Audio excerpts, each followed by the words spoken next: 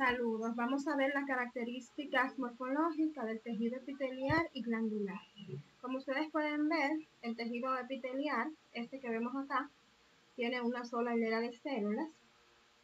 Sus células son cilíndricas, posee una membrana basal, tiene un borde apical y un borde basal. Tiene bordes laterales. Las células están estrechamente unidas, por lo cual no hay sustancia intercelular entre una célula y otra. Y mantienen una polaridad. Ustedes ven que las células se mantienen en una misma dirección. Y se nutre por difusión. Entonces, los epitelios se van a clasificar por su forma, por la forma de sus células y por la cantidad de tractos que tengan. Por su forma, las células van a ser planas, como esta que estamos mirando acá, que tiene sus células son planas con núcleos centrales, o sea que son más anchas que altas. Vamos a ver células cúbicas que tienen iguales dimensiones. Vamos a ver células cilíndricas que son más altas que anchas y su núcleo van orientados hacia la base.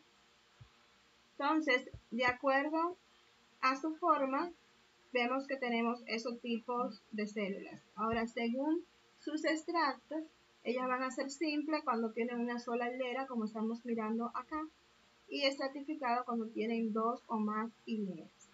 Entonces, de acuerdo, vamos a nombrar cada uno de ellos. Según su forma y su cantidad de hileras, este es un epitelio plano, simple. Este es un epitelio cúbico, simple. Un epitelio cilíndrico, simple. Entonces, dentro de lo simple también está el epitelio pseudoestratificado. Es un epitelio pseudoestratificado porque tiene una sola capa de células en las cuales todas sus células llegan a la membrana basal, pero no todos alcanzan el borde apical. Y su núcleo se orientan en diferentes direcciones, dándole el aspecto de ser un epitelio estratificado, pero no lo es. Por eso se le dice pseudoestratificado. Mientras que en los epitelios estratificados nosotros nos orientamos con las células que encontramos en la superficie, porque estas son las células que están maduras para poder definir el tipo de epitelio.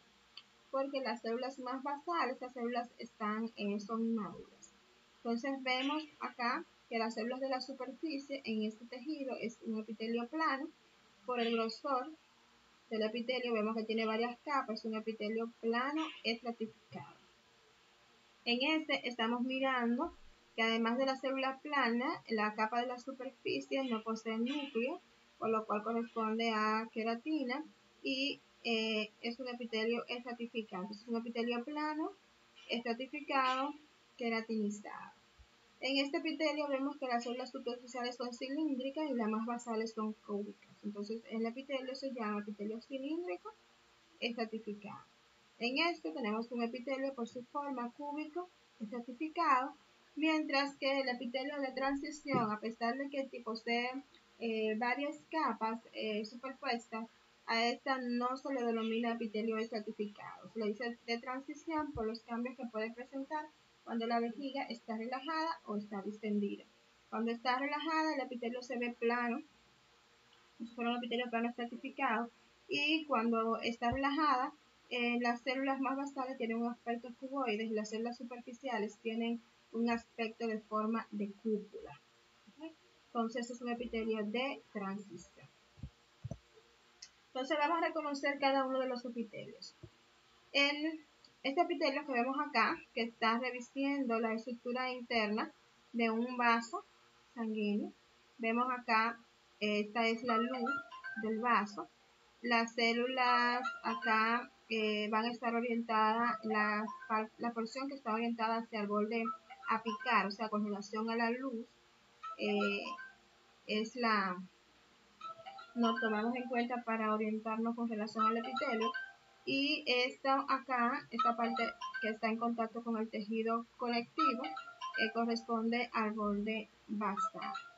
Entonces vemos que este epitelio es plano, simple y solamente posee una sola hilera. Entonces en los vasos sanguíneos este epitelio se denomina endotelio.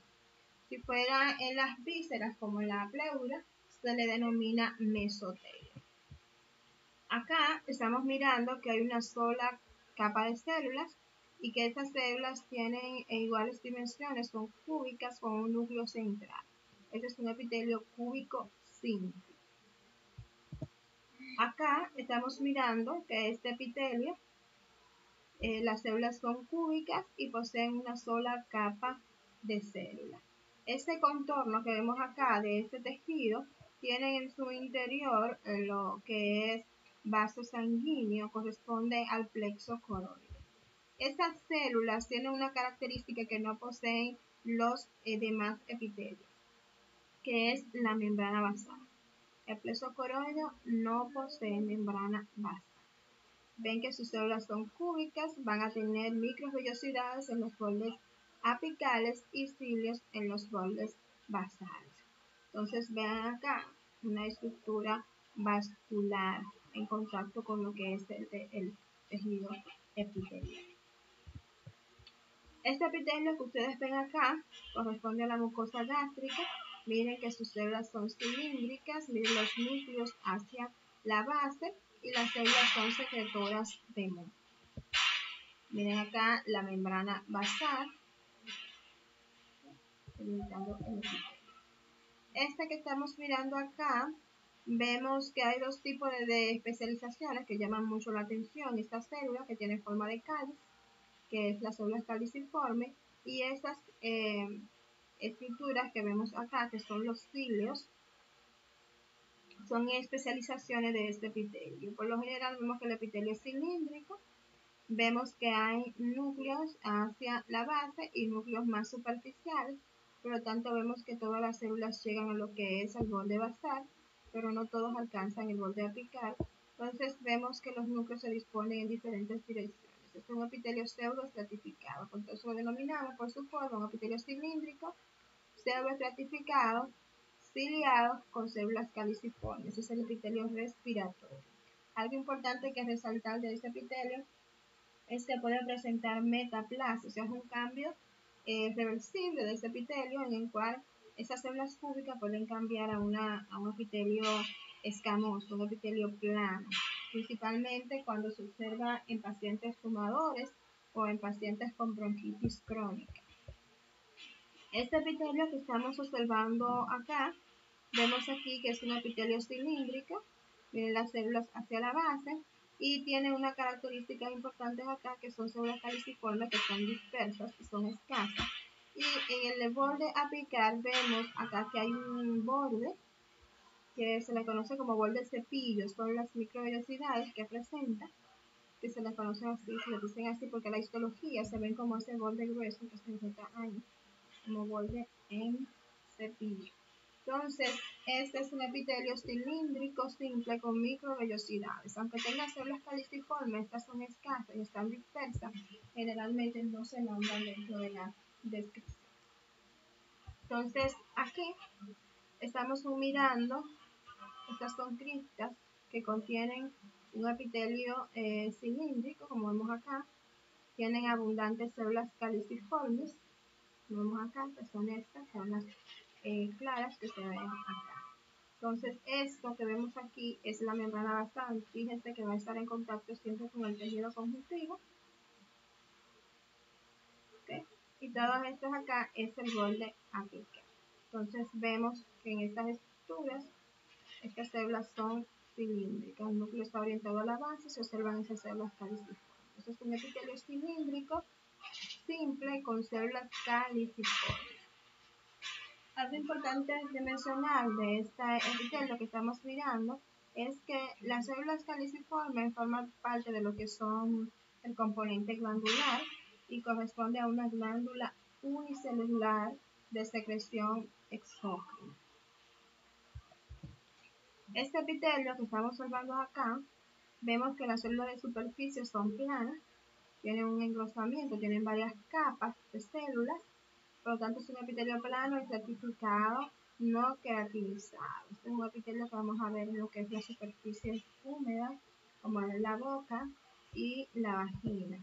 En este, observamos acá que encontramos acá lo que es la queratina.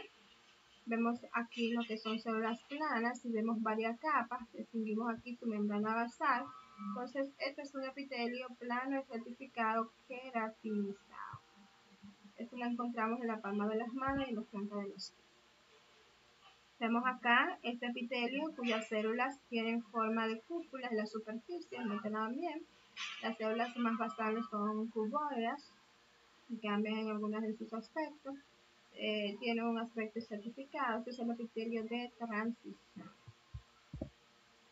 Entonces, para hablar de las glándulas, le mencioné ahorita de una glándula unicelular, que es la célula calciforme, que la vamos a encontrar revistiendo los epitelios de superficie, como es en el intestino delgado, el intestino grueso, también la vamos a encontrar en el epitelio respiratorio. Vamos a tener glándulas también que son multicelulares, que la vamos a encontrar en la superficie de los epitelios. También vamos a tener las glándulas simples o compuestas, como son estas que estamos mirando acá, que tienen un conducto y un adenómero. Esta porción que vemos acá son los adenómeros. Van a estar revestidas por células que van a producir o van a sintetizar el producto de secreción. Son esto que estamos mirando acá. Y esto que vemos acá son los ductos o conductos por los cuales se elimina los productos que han sido, o se conducen los productos que han sido generados acá en el adenoma. Entonces es importante mencionar que las glándulas se van a clasificar también por la cantidad de conductos que ellos presentan, van a ser glándulas y la forma que presentan. O sea, vamos a ver glándulas que son acinar, como es esta que estamos mirando acá, de unas células piramidales con núcleos a la base, que conforman una estructura, así como su nombre lo dice, acinar. Tenemos glándulas tubulares, cuyas células son cilíndricas, y también vamos a ver de un aspecto alveolar.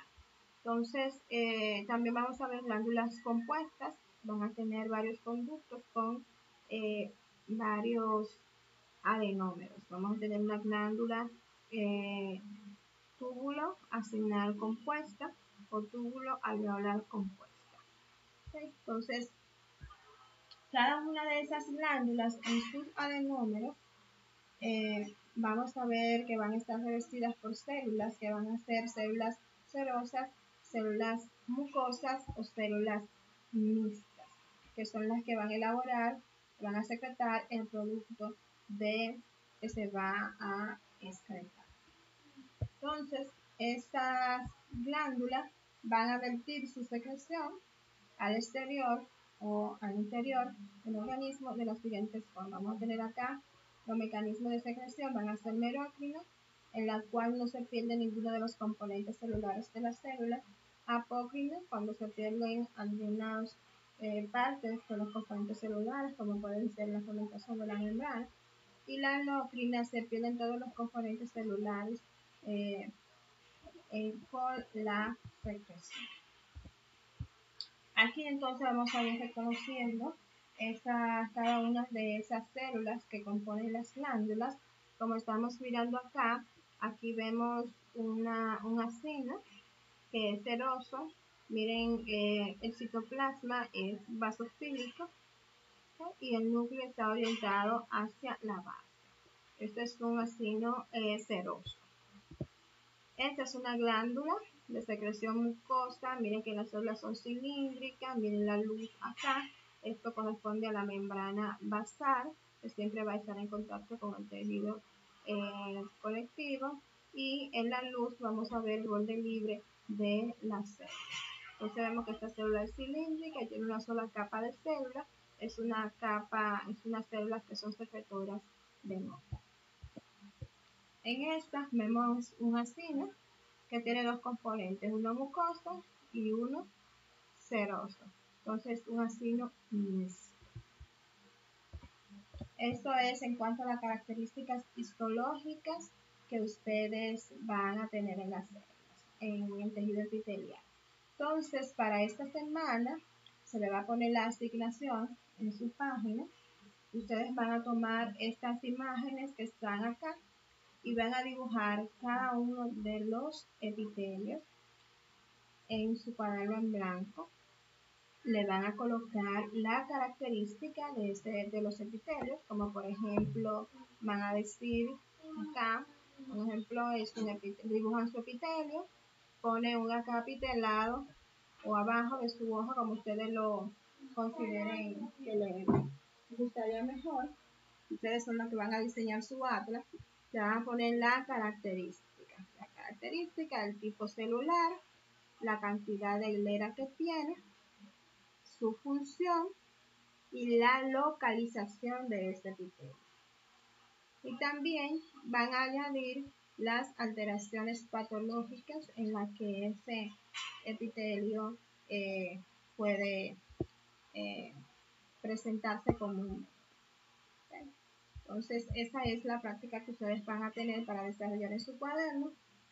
Y después van a tener su práctica de identificación después que realicen esto para la próxima clase. Entonces, que pasen un feliz resto del día.